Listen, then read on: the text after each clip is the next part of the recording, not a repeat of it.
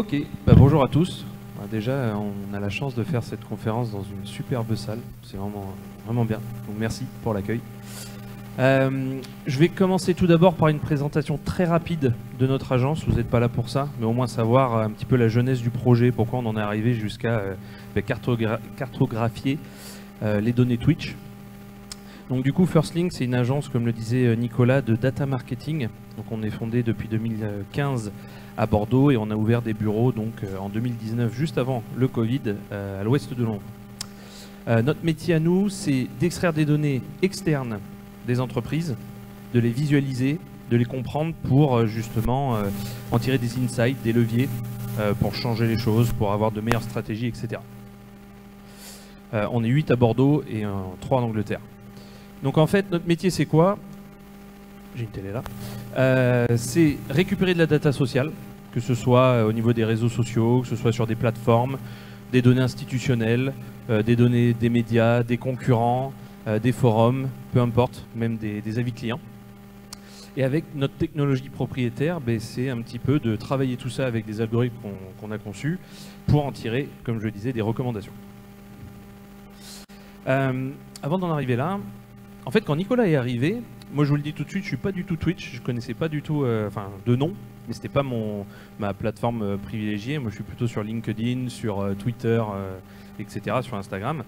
Et Nicolas arrive au bureau et il me dit « Ah ouais, ça serait bien quand même de pouvoir essayer d'analyser Twitch avec les outils qu'on a à disposition, ce serait dommage quand même de ne pas pouvoir regarder ce qu'on peut faire. » Et je me suis dit pourquoi pas, donc on a testé des petits outils et tout ça, et je me souviens, on n'en a pas parlé avant la présentation, mais la toute première extraction qu'on a faite de Twitch, c'était d'extraire en fait ce que les gens disaient pendant le live sur l'arrivée de BFM TV.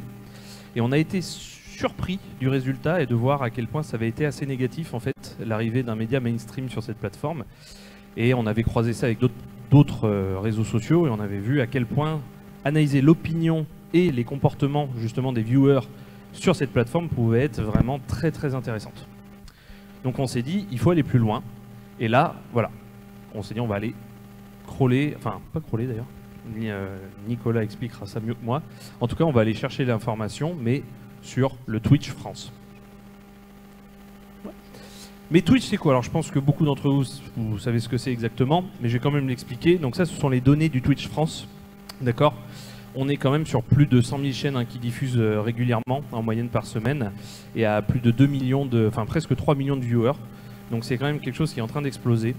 Et on l'a vu pendant le confinement de 2020, notamment en mars, vous le voyez sur la courbe qui est juste là. À partir de mars, on a doublé en fait le nombre de viewers moyens. Donc c'est devenu un petit peu grâce justement au Covid, une plateforme beaucoup plus grand public où les gens ont commencé à s'intéresser à ça. Et on a vu justement des présentateurs de chaînes commencer à arriver, des influenceurs qui n'étaient pas forcément du Twitch qui étaient dessus. Et du coup, on s'est dit, tiens, ça peut être très très intéressant. Alors on s'est dit, nous, notre marque de fabrique chez Firstlink, c'est surtout cartographier. En fait, quand vous commencez à extraire beaucoup de données, et notamment des données comportementales de flux, choisir une data vis qui va répondre justement à l'objectif de comprendre ce qui se passe, pour nous, ce sont les graphes de réseau. Et on s'est dit, voilà, on va lancer un graphe sur Twitch France et on va voir ce qui sort. Et en fait, ça nous a permis de bien comprendre les flux de données, les flux de comportement de viewers et de streamers. Vous allez voir, Nicolas va vous expliquer ça au niveau de la tech qu'on utilise. Mais c'est assez bluffant. En fait, on a été bluffé, on est bluffé à chaque fois. Je ne sais pas si vous nous suivez, certains d'entre vous, sur nos réseaux, mais on a sorti une nouvelle cartographie il y a quelques jours. Et vous allez voir, c'est vraiment très très beau. C'est pour ça qu'on fait des graphes en fait. C'est que c'est très très beau. Voilà. Très bien. Maintenant, plus concrètement, pour rentrer dans l'aspect plus technique et à quoi ça ressemble vraiment, vous en avez vu apparaître un moment sur l'écran, à quoi ça ressemble un graphe en réseau de Twitch. Avant de vous expliquer tout ça, je pense que c'est intéressant aussi de parler de comment fonctionne Twitch, parce que c'est quand même une plateforme qui est assez singulière sur les réseaux, qui est assez singulière sur le web. Donc pour ceux qui ne connaîtraient pas Twitch, c'est le YouTube en direct. C'est du live. C'est une plateforme de streaming en direct où n'importe qui peut décider de streamer du contenu, c'est-à-dire de le proposer en ligne. Et la particularité qui a fait que aussi Twitch a très bien fonctionner, c'est le fait qu'on a un chat, là vous le voyez sur le côté, où les gens peuvent converser entre eux, mais aussi avec les vidéastes, et donc avoir une interaction instantanée. Et c'est notamment une des hypothèses par rapport au fait qu'il y a eu une envolée de Twitch pendant le confinement, c'est parce que ça permettait aussi de conserver un lien avec des gens, une discussion qui, bien qu'elle était virtuelle, permettait à des personnes de se retrouver dans l'espace numérique. Plus concrètement, si on veut parler data, et c'est pour ça que vous êtes là, Twitch, c'est une mine d'or au niveau des données, à la fois de par la philosophie de son API, j'y reviendrai, mais aussi par la qualité des données qu'on peut récupérer. Donc parmi les différentes données qu'on a, il y a par exemple le nombre de personnes qui sont connectées à un instant sur la plateforme, il y a les éléments du chat, donc le chat on peut récupérer à la fois les pseudos des personnes, on a du contenu qui est de l'ordre de la sémantique qu'on peut analyser comme en parlait Nathaniel, on a tout plein de petits indicateurs, tout plein de variables qui peuvent nous permettre justement de nous amuser, ça a été c'était un petit peu la démarche au début, c'était de s'amuser avec la plateforme, voir justement jusqu'où on pouvait aller avec la data, avant d'ensuite professionnaliser l'outil. Et nous, ce qui va nous intéresser dans Twitch, ici, ça va être son système d'IRC. Donc IRC, ça va peut-être parler à ceux qui ont fait du dev et qui ont commencé le dev il y a plusieurs années. L'IRC, c'est un des systèmes de messagerie, on va dire, un peu ancestral d'Internet qui permet de converser. Et en fait, Twitch a des éléments dans son architecture qui sont issus des chats IRC. Et donc, le chat que vous pouvez voir dans une vidéo s'appuie sur ce type de techno. Et donc, à partir de cet élément-là structurel, on peut récupérer à un instant T les gens qui sont connectés au salon de chat d'un streamer. Et donc, c'est l'idée que nous, on a eue. On s'est dit, si on peut récupérer pour un certain nombre de streamers, donc de vidéastes, le nombre de personnes qui sont connectées à leur salon de chat, on va pouvoir récupérer là une donnée qui est intéressante. C'est-à-dire que c'est une donnée qui est, on peut avoir l'audience à un instant T d'un vidéaste. Mais nous, ce qui nous intéressait, c'était pas de savoir justement de manière micro qui allait être connecté à quelle chaîne. Nous, comme Nathaniel vous l'a dit, on aime bien analyser par des cartographies, on aime bien mettre en évidence les relations entre les variables. Et c'est pour ça qu'on travaille avec des graphes en réseau. C'est parce que nous, ce qui nous intéressait, c'était de voir un viewer donné, un spectateur donné, qui il allait voir comme autre chaîne. Donc c'est-à-dire que là, par exemple, vous avez la chaîne de Samuel Etienne, qui est un journaliste sur France Télé, mais qui s'est aussi lancé sur la plateforme et qui a un réel succès. Ben moi, ce qui m'intéresse de savoir, c'est de définir des personas et de voir une personne qui va aller regarder Samuel Etienne, est-ce qu'elle va aller regarder ensuite des contenus de foot, des contenus sportifs, comme il peut y avoir sur la plateforme? Est-ce qu'elle va aller voir des contenus gaming, des contenus politiques? Parce qu'aujourd'hui, Twitch, il y a vraiment des contenus très divers. Donc c'est ça qui m'intéressait et c'est ça qu'on est allé voir.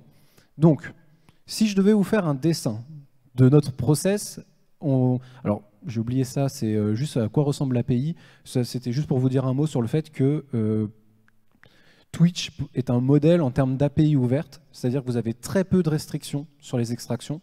Vous avez évidemment des restrictions d'ordre temporel, vous ne pouvez pas aller récupérer les données à grande vitesse de manière continue, mais l'API est très bien pensée, elle est très souple et elle vous permet vraiment d'aller chercher vos données assez facilement. Donc voilà, c'était juste pour faire un petit point là-dessus, parce que toutes nos données sont extraites de l'API, et donc voici le petit schéma qu'on vous a concocté. À la fin, c'est marqué CVS, mais vous liserez CSV, je vous expliquerai plus en détail.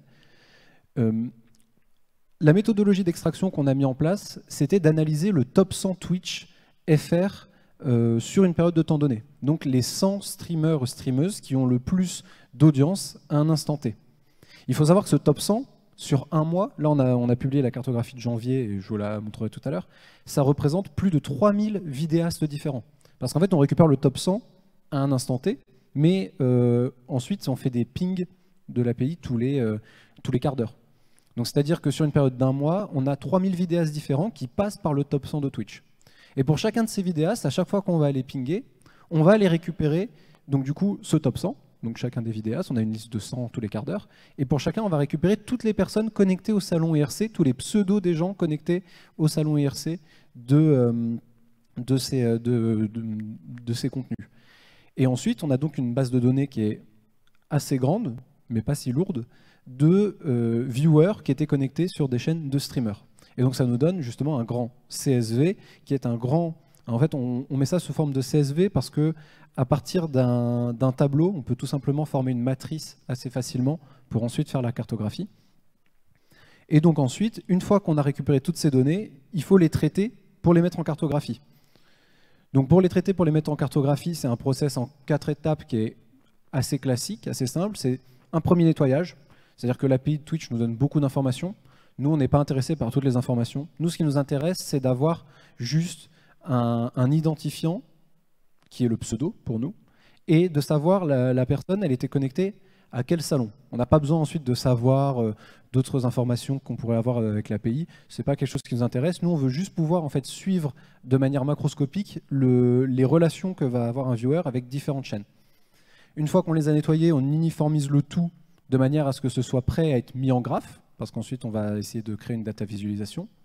On fait un merge. Tout simplement, on récupère du coup les données des différents streamers qu'on va mettre ensemble dans une même base de données pour créer le graphe.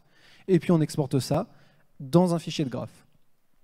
Une fois qu'on a fait ça, on est encore sur des données qui ne sont pas prêtes à être traitées telles quelles parce qu'il y a beaucoup de bots sur Twitch. Et ces bots sont dus aussi au fait que comme l'API est très ouverte, elle est très souple, elle permet à tout le monde de créer des chatbots, de créer justement des petits bots qu'on va les plugger sur ces chaînes Twitch et pour avoir des fonctionnalités en plus. Et tous ces bots-là ne nous intéressent pas parce qu'ils viennent biaiser la cartographie. Donc il y a un premier nettoyage où on les retire, c'est assez simple. Quand vous voyez qu'une personne a regardé à peu près 4000 heures de stream sur 10 chaînes différentes sur le mois, on se dit que soit c'est une personne qui aime vraiment la plateforme, ou soit on arrive assez facilement à savoir que c'est un bot. Et donc du coup, il y a tout un travail comme ça. Après, il y a tout un travail de nettoyage, de filtrage, parce que ça ne nous intéresse pas non plus d'avoir tous les viewers de la plateforme. Nous, ce qui nous intéresse, c'est d'avoir en fait ceux qui ont au moins 2 liens. Parce que comme je vous l'ai dit, les comportements micro des utilisateurs ne nous intéressent pas. Je ne vais pas aller voir une personne en particulier qui allait aller regarder. Ce qui m'intéresse, c'est de voir un individu. S'il a regardé 4 streamers, ce sont qui ces 4 streamers? Parce que ça va me permettre du coup de les rapprocher mécaniquement dans mes cartographies. Donc voilà, il y a toute une partie de pré-traitement qu'on fait en Python sur la base de données. On a toute une méthodologie qu'on fait à chaque fois pour le nettoyer, en sachant que notre nettoyage est plus fort quand on a des plus grosses bases de données et plus léger quand c'est sur une période de temps plus faible. Et donc ensuite, pour conclure, une fois qu'on a bien travaillé tout, qu'on a calculé aussi des indicateurs statistiques qui vont nous intéresser, on envoie ça dans un logiciel open source qui s'appelle Gephi. C'est une des plusieurs solutions qui existent pour créer des graphes. Alors il faut savoir que Gephi va nous permettre justement de construire la cartographie d'un point de vue visuel et de la spatialiser. Mais avant ça, nous, on aura dû définir 2 critères. C'est-à-dire, ces 2 critères, c'est qui sont les nœuds, qui sont les liens dans la cartographie. Et là, on a différents types d'analyses. Nos 2 principales, c'est l'analyse streamer et l'analyse catégorie. C'est-à-dire que dans une analyse streamer, en fait, on va relier les viewers à la chaîne qu'ils étaient en train de regarder. Et ça nous permet d'avoir les cartographies que je vais vous montrer après. Mais on peut aussi relier en fait, les viewers à la catégorie, justement, enfin au jeu qu'ils étaient en train de regarder. Et ça, c'est très précieux pour les marques, Nathaniel vous en parlera, de savoir justement si leur jeu, imaginons vous êtes Rockstar et vous avez lancé GTA, vous voulez nous lancer un nouveau jeu vidéo, mais vous ne savez pas trop quelle audience toucher, bah vous pouvez voir sur Twitch quels sont les jeux vidéo qui gravitent autour de votre audience pour savoir justement où est-ce que vous allez faire vos partenariats, quels vont être les streamers qui vont être intéressants, etc. Donc là, ce que je vais vous montrer, du coup, c'est pour une analyse streamer. On va essayer de mettre en avant quels sont les vidéastes les plus influents, quelles sont les communautés de vidéastes qu'il y a sur la plateforme. Et donc là, on passe par Gephi, comme je vous disais. Donc ça ressemble grosso modo à ça. Gephi est un logiciel pour construire des graphes qui est très intéressant, mais dans notre cas, il a atteint ses limites en termes de volume de données à ingérer. Il faut savoir que Gephi, il aime bien en général ne pas dépasser les 300 000 points dans un graphe. Nous, on est sur 2,5 millions en moyenne. Donc on est sur un logiciel qui commence à tirer un peu la langue, mais qui offre une qualité dans le traitement des graphes et dans la spatialisation et dans la visualisation qui est précieuse pour nous. Donc c'est pour ça qu'on fait un maximum du traitement en Python avant et on donne juste la dernière partie à faire à Gephi, c'est-à-dire une spatialisation en force atlas, donc avec un système de répulsion de force qui permet de placer les points dans le plan et ensuite l'export en PNG. On m'a souvent dit pourquoi tu n'extresses pas en SVG, ça nous permettrait d'aller zoomer à fond. C'est simple, jusqu'à présent, tous nos essais d'exporter en SVG ont soit donné des fichiers corrompus de par leur taille, ou soit quand on a réussi à en sortir un, ils étaient illisibles dans les logiciels de base parce qu'il y avait trop de points dedans, et donc du coup il fallait vraiment une machine très puissante pour les faire tourner. Alors que pour les PNG, on a trouvé une solution qui s'appelle EasyZoom, où on peut envoyer des images en gigapixels, parce qu'une image comme ça fait grosso modo 1 gigapixel, et donc elle est très grande, c'est 45 000 par 45 000 pixels, en gros, un peu plus. Et donc du coup, quand on a une image comme ça, on peut la mettre en très haute résolution, et ça fait, vous avez sûrement vu cette image, je crois que c'était à Hong Kong ou à Shanghai, d'une personne qui a pris une photo en gigapixels du haut d'un bâtiment, et vous pouvez zoomer jusqu'à la rue, Nous, c'est un petit peu ça. On peut zoomer dans les cartographies avec beaucoup de profondeur. Et au final, tadam, ça donne ce genre de data visualisation. Ça donne ces nuages de couleurs. Donc à partir de ça, là ici, ce que je vous montre, à gauche, c'est la toute première cartographie Twitch qu'on a réalisée. Donc du coup, c'est sur le mois de mai, je crois que c'est la dernière semaine du mois de mai 2021 qui est représentée ici. Souvent, quand j'explique ce que c'est, j'explique que c'est une capture, c'est une photographie de Twitch, des flux d'audience sur Twitch sur une période de temps donnée. Ici, à gauche, c'est une semaine, et à droite, c'est un mois. Là, vous avez du coup la dernière cartographie à droite que j'ai réalisée, qui est la cartographie du mois de janvier. Là, le mois janvier 2022. Donc voici en gros les flux de communauté qu'il y a eu sur la plateforme sur le mois de janvier sur Twitch en France. On peut aussi la découper en fonction du temps, on peut faire tout type de filtre. L'avantage, c'est que comme on a accès à toutes les données à la main, on peut aller faire tous les découpages qu'on veut. Là, vous allez peut-être me demander, maintenant c'est joli, enfin moi je trouve que c'est joli, mais comment on fait pour justement tirer du savoir de ça? Comment on fait justement pour interpréter ça, pour avoir des insights? Au-delà de l'aspect visuel qui est vraiment sympa, comment on peut s'en servir comme d'un réel outil? Et donc, Nathaniel reviendra plus en détail après dessus, mais si pour vous donner 2-3 pistes de lecture avant de continuer. En fait, la spatialisation va mettre en évidence les points les plus reliés entre eux. Il faut imaginer que c'est comme si vous aviez plein de billes reliées les unes aux autres par des ressorts. Et donc du coup, plus les billes vont être reliées les unes aux autres, plus elles vont être proches. Et il faut savoir qu'ici, du coup, avec un algorithme de modularité, on a aussi fait du clustering sur la cartographie. Donc à la fois la couleur et à la fois le positionnement des points sur la carte nous permettent de mettre en évidence des tendances de communauté, des jeux de communauté. Et ce qui nous a beaucoup surpris quand on a sorti ces premières cartographies et qu'on les a partagées et que la communauté Twitch sur Twitter s'en est emparée, l'a partagée, on a discuté, c'est à quel point on a réussi à retracer assez finement ce qui était de l'ordre de l'immatériel, ce qui était de l'ordre du ressenti en fait. Il y a beaucoup de gens qui ne sont pas forcément issus du milieu de la data qui m'ont dit mais cette cartographie elle est incroyable parce qu'elle arrive justement à mettre en image des proximités entre des gens, des proximités entre des streamers, des proximités entre des contenus que l'on n'apprend pas. C'est-à-dire que quelqu'un qui suit Twitch depuis des années n'est pas surpris par le résultat, mais il est surpris que ce soit justement un algorithme, que ce soit une data visualisation qui soit capable justement de retracer ça sur un visuel.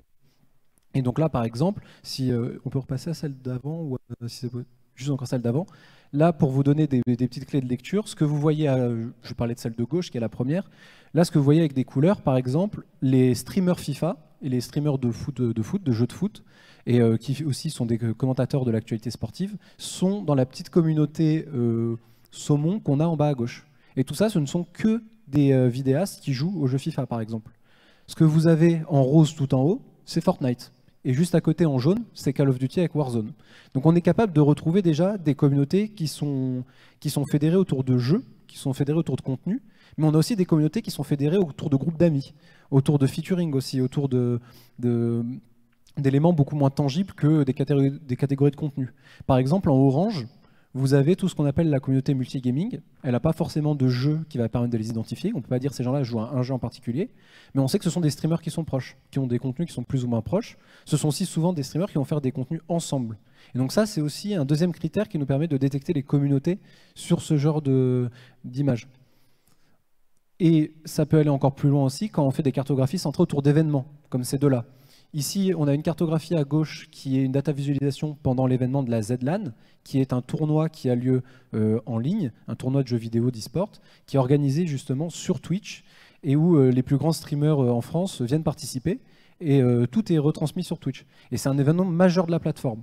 Et donc du coup, quand on cartographie juste sur le week-end où il y a cet événement majeur, on voit à quel point la cartographie elle est rétractée sur elle-même, à quel point elle est déformée, parce que justement les audiences ne vont plus regarder leurs streamers qu'ils ont l'habitude de regarder, mais ils vont aller regarder justement les événements. Et là, c'est pour ça qu'on voit un Zerator, qui est l'organisateur de l'événement, qui retransmet l'événement sur sa chaîne, devenir aussi grand. Mais on voit aussi en dessous, à l'endroit où c'est beaucoup moins compact, toutes les communautés qui, elles, ne participent pas à l'événement. Et donc du coup, on revoit ressortir Call of Duty, Fortnite, FIFA, qui sont des communautés en fait indépendantes, qui ne suivent pas forcément les événements. Et si on zoome en plus sur la partie du haut des participants au tournoi, on peut reconstituer les équipes en fonction des flux d'audience des différents viewers qui justement allaient d'un membre de l'équipe à l'autre. Donc voilà, ça se plie beaucoup à l'événementiel. À droite, vous avez une cartographie du Z-Event. Vous en avez peut-être entendu parler, cet événement caritatif sur Twitch qui lève des millions d'euros tous les ans. Cette année, ils ont passé leur record.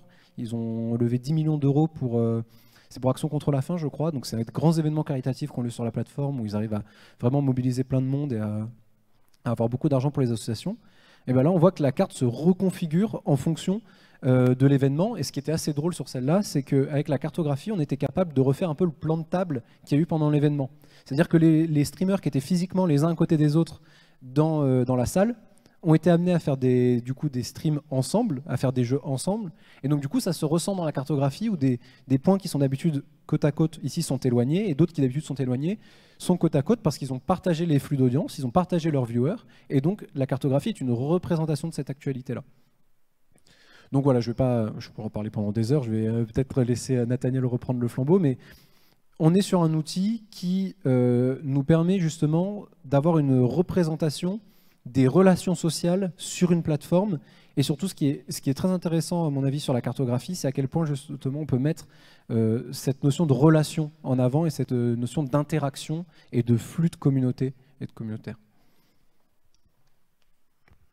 Merci Nicolas.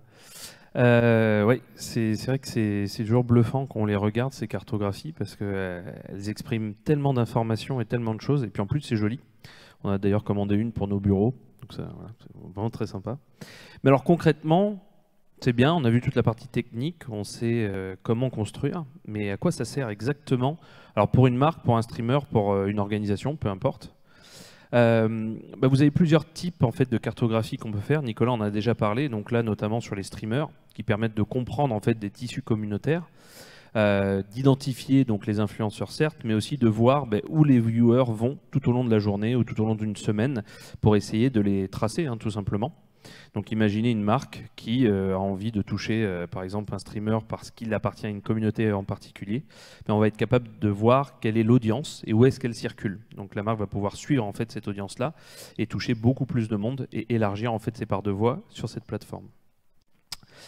On peut faire exactement la même chose sur les catégories et les jeux. Donc essayer de voir justement des communautés de jeux qui sont identifiées et de voir si vous avez des gens qui jouent à par exemple Fortnite et qui se baladent après sur Warzone. Donc vous pouvez justement suivre ces viewers-là et pour savoir quel est le contenu en fait qu'ils ont envie d'écouter. Donc on peut aller jusqu'à ce niveau d'analyse-là. On a aussi les scopes temporels, donc Nicolas vous en a montré sur toute une semaine, mais imaginez, comme il a dit, sur un événement, vous êtes capable de voir, pareil, quels sont les leaders d'opinion sur lesquels on va pouvoir justement mettre en place des stratégies de partenariat, etc., etc., pour préparer, analyser des retombées aussi d'événements, pour justement identifier si oui ou non on a utilisé les bonnes, en tout cas les bons leviers, pour après optimiser les nouvelles stratégies.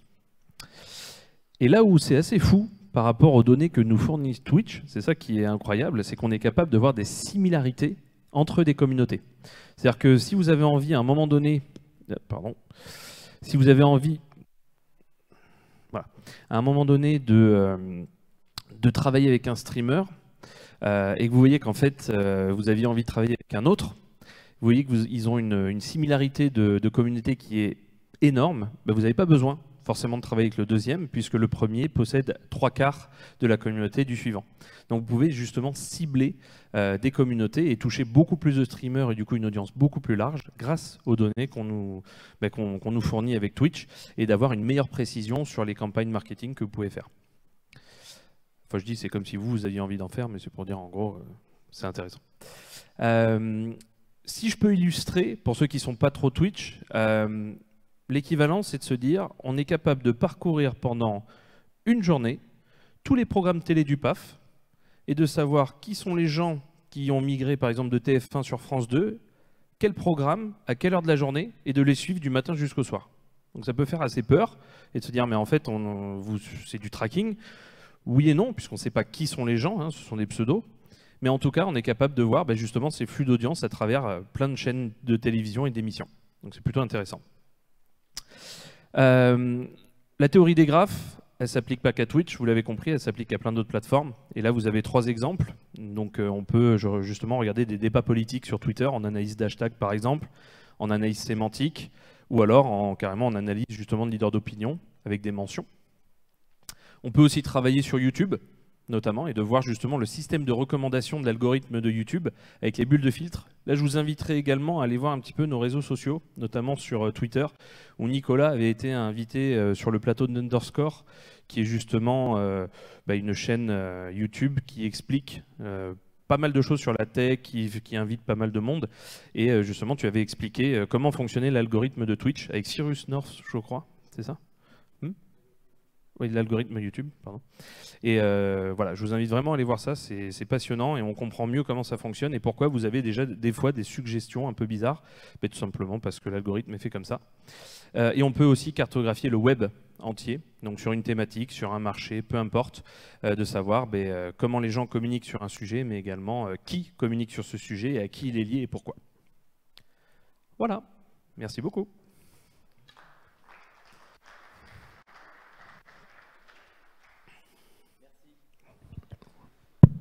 C'est bon. Merci pour la présentation. Alors, avec les quelques secondes, n'hésitez pas à poser des questions à distance si vous en avez. Est-ce qu'il y a des commentaires ou des questions dans la salle? Non. Bon, moi, je peux faire un commentaire quand même parce que ça m'a bien intéressé. Bien que c'est la magie de Dataquitaine, ça n'avait rien à voir avec les aspects méthodologiques des deux présentations précédentes. On est plutôt là sur la data visualisation des réseaux de neurones, enfin des réseaux. J'avais noté un premier truc, hein, j'avais l'impression que c'est du offline parce qu'on attrapait des données et puis on les formatait pour les donner en graphe. Finalement, j'ai l'impression que finalement c'est suffisamment puissant et flexible pour faire des choses plutôt dynamiques avec des mesures d'évolution, ou est-ce que c'est juste tous les jours ou tous les mois en mesure, quitte à ce qu'éventuellement les couleurs changent d'une communauté à une autre? Je ne sais pas en fait. Est-ce que tu peux alors en fait, on s'est rendu compte à force d'en réaliser que d'un point de vue macroscopique, les cartographies sont assez stables. D'ailleurs, je vous en ai montré une de mai dernier et une de janvier, là, il y a 10 jours. Et on voit qu'en termes de structure, au final, on n'est pas sur quelque chose qui a totalement changé. Alors c'est sûr que quand on est sur un Z-Event, sur une Z-LAN, donc sur un événement qui est très précis, là oui, ça va bouger. Mais en fait, de manière assez macroscopique, et c'est assez logique, les gens qui aiment bien un type de contenu, au fil du temps, restent sur ce type de contenu et les communautés sont assez fixes. Après, ce qui va être intéressant, c'est qu'on va passer sur une vision un peu plus microscopique et qu'on va aller zoomer au niveau des créateurs de contenu. Parce qu'en fait, les communautés ont beau être stables, elles vivent. Et là où dans la communauté Orange, par exemple ici, des fois on va avoir cette communauté qui sera toujours présente, mais avec certains streamers qui seront mis en avant. Sur une autre partie de l'année, ça peut en être d'autres qui ont été plus en avant parce que leur agenda faisait qu'ils avaient plus d'événements et ils avaient plus d'audience. Et c'est quelque chose qui, ça, pour le coup, est assez organique et vit suffisamment. Donc c'est intéressant de faire des analyses justement des variations parce que ça nous permet au final de suivre sans le voir l'actualité des différents streamers. Donc voilà, d'un point de vue macro, c'est très stable. D'un point de vue micro, c'est plutôt ça vit, ça bouge, ça dépend beaucoup de l'actualité. Il faut savoir que les communautés peut-être les plus stables sont celles qui sont autour des jeux.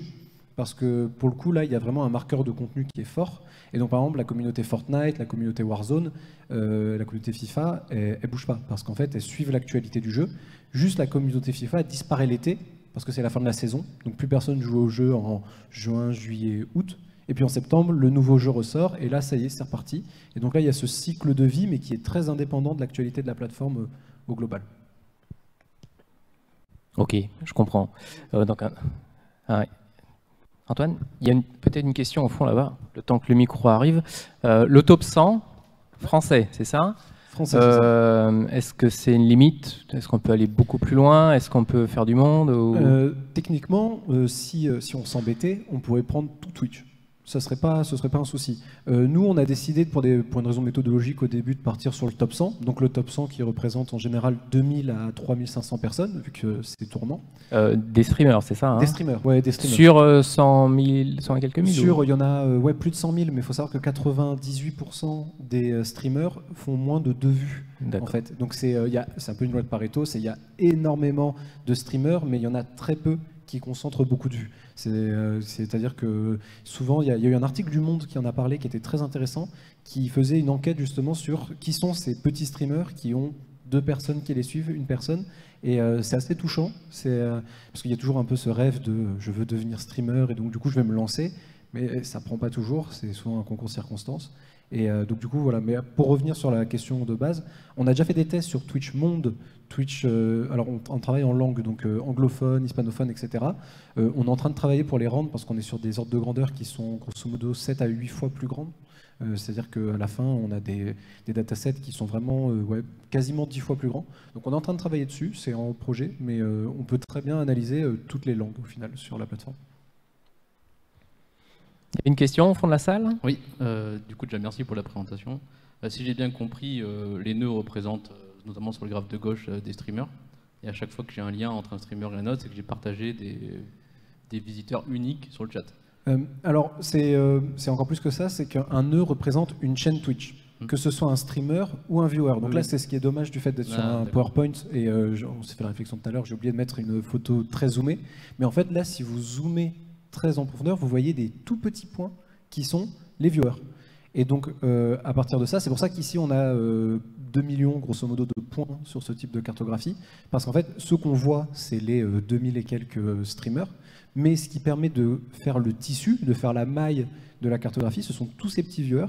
Et d'ailleurs si tu vas sur le... je le récupère, en fait on peut les voir si on passe sur ce type de cartographie, parce que comme c'est des cartographies sur des événements, elles sont tellement denses que vous voyez là les petites traînées blanches là qu'il y a autour de Zerator ou qu'il y a en dessous là, entre Inoxtag, Michou, le Bouzeux. En fait, ça, ce sont des viewers qui sont tellement condensés sur un espace restreint que le blanc de leur pseudo finit par recouvrir au final toute la surface. Et donc voilà, là on peut les voir. C'est pour ça que ça fait ces espèces de spirales autour des points. C'est que ce sont des gens qui ont, par exemple pour Inoxtag et Michou, ce sont des gens qui ont particulièrement regardé ces streamers-là et qui du coup sont tassés tous les uns à côté des autres. D'accord. Du coup, l'importance d'un nœud dans le graphe, c'est le nombre de liens qu'il a avec l'ensemble des autres. C'est ça, c'est le degré entrant. Donc c'est d'un point de vue de l'analyse, plus un nœud va être grand et plus il y aura de personnes uniques qui seront passées sur la chaîne. Donc plus il y aura de points qui seront attachés au nœud. Et donc voilà, c'est ce qui nous permet d'avoir ça. Donc on aurait pu en choisir d'autres. C'est-à-dire qu'on peut mettre le watch time par exemple, qui serait un degré entrant pondéré, qui nous permettrait de mettre le watch time en évidence. On a tout plein d'indicateurs, mais on s'est dit que mettre le nombre de personnes uniques qui passent sur la chaîne, c'était assez intéressant. Et puis on n'a pas énormément de changements avec un watch time, par exemple. D'accord. Et du coup, dernière question, étant donné que vous avez cette matrice qui est du coup connexe, est-ce que vous avez déjà envisagé de faire des méthodes d'apprentissage sur cette matrice? Ouais, on y a réfléchi. On est en train de... Alors, à la fois, nous, on a déjà commencé à entraîner... à travailler un petit peu sur les données. On est à la fois aussi en contact avec des mathématiciens qui nous aident à développer des modèles spécifiques à ce type de données qui sont assez particulières. On est en train de voir par exemple si on ne peut pas calculer un indicateur de rétention des viewers sur une chaîne. Là, d'un point de vue marketing et d'un point de vue d'influence, ce serait hyper intéressant de savoir que ce streamer-là a un taux de rétention assez fort, donc les viewers qui viennent ont tendance à rester, et donc ça, plutôt que de faire juste des calculs assez simples, on est en train de voir justement pour mettre en place des modèles, mais c'est une techno qui est assez récente, on est justement en train d'essayer de voir les possibilités, jusqu'où on peut aller la pousser, justement au-delà de la visualisation, comme Nathaniel en a parlé, on fait aussi du traitement statistique à plat pour justement faire ressortir des insights. Bon, merci. On est obligé de s'arrêter là, je suis désolé. J'avais juste une dernière question, Vincent, c'est Antoine. Ah, pardon. Je suis surpris par la quantité de données que vous êtes capable de capter. Donc c'est à travers l'API, si j'ai bien compris. C'est ça. Et je suis très surpris parce que, enfin, je vais creuser la question, mais vous savez mieux que moi que Twitch a été racheté par Amazon. Donc je me pose des questions sur la destination de ces données aussi. Alors justement, en fait, Twitch, on travaille sur beaucoup de réseaux sociaux, et par exemple, juste pour en comparaison, Twitter à côté est beaucoup plus restreint. Je ne vous parle même pas de LinkedIn qui a tout verrouillé. On a beaucoup de plateformes qui bloquent leurs API. Ici, les restrictions, on a l'impression qu'elles sont plus d'ordre technique au final, pour ne pas submerger les serveurs, mais on a accès à beaucoup de données.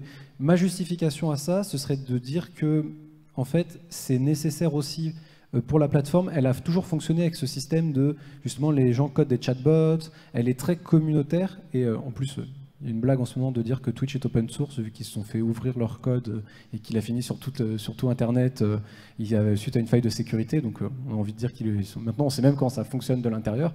Mais Twitch a toujours été dans une dynamique justement de données ouvertes, et je pense que même si ça appartient à Amazon au final, ils n'ont pas voulu restreindre ça parce qu'il y a beaucoup du fonctionnement de la plateforme qui s'appuie sur ces dynamiques-là. Après, on n'est jamais à l'abri que du jour au lendemain, ils mettent le fameux verrou et qu'on soit restreint, mais jusqu'à présent, ce n'est pas à l'ordre du jour. Au contraire, il y a même des études scientifiques faites en partenariat avec Twitch sur le traitement du big data pour mieux comprendre les phénomènes d'influence. Ok, je ne perturbe pas plus. Ah, tu as perdu un peu, mais... Parce qu'après, il y a un cadre quand même réglementaire qui existe. C'est pas si simple que ça, quoi. Oui. Après, oui, de toute façon, il y a un traitement et un recyclage des données qui se fait au-delà des CGU de Twitch, en effet. Ok, je m'arrête. Merci Antoine. Bon, alors sans plus attendre, merci beaucoup. On va...